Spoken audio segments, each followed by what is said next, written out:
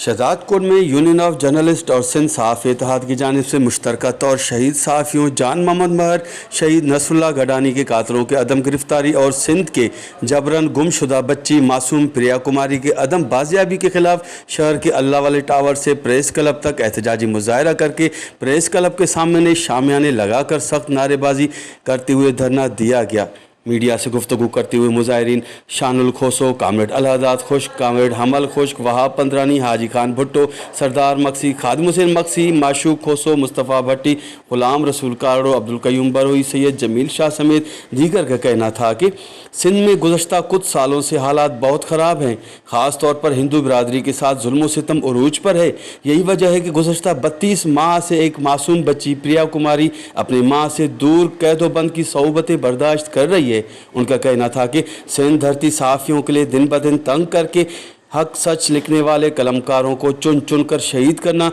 मौजूदा हुक्मरानों की नाअहली का मुँह बोलता सबूत है। उनका कहना था कि सहाफ़ती खिदमात सरअंजाम देते हुए सीनियर सहाफ़ियों जान मोहम्मद महर और नसरुल्लाह गडानी पर कातलाना हमला हम आज़ाद सहाफ़त पर हमला समझते हैं और जिसकी हम सख्त अल्फाज में मज़म्मत भी करते हैं। उनका कहना था कि शहीद सहाफ़ियों के साथ इंसाफ में देरी और कानून की खामोशी को सीधा सीधा सहाफ़त और सच्चे सहाफ़ियों के साथ जुल्म और नाइंसाफ़ी को मुतरादिफ तस्वुर करते हैं। उनका मज़ीद कहना था कि चीफ जस्टिस ऑफ पाकिस्तान समेत दीगर ज़िम्मेदारान को शहीदों के खून के साथ इंसाफ करना चाहिए और कत्ल में मुलविस कातिलों को गिरफ़्तार करके उन्हें कड़ी से कड़ी सज़ा देकर शहीदों के फैमिली समेत सहाफ़ती तंजीमों में फैली बेचैनी ख़त्म की जाए। कैमरा टीम के साथ गुलाम अली ब्रावई, वश टीवी, शहजाद कोट।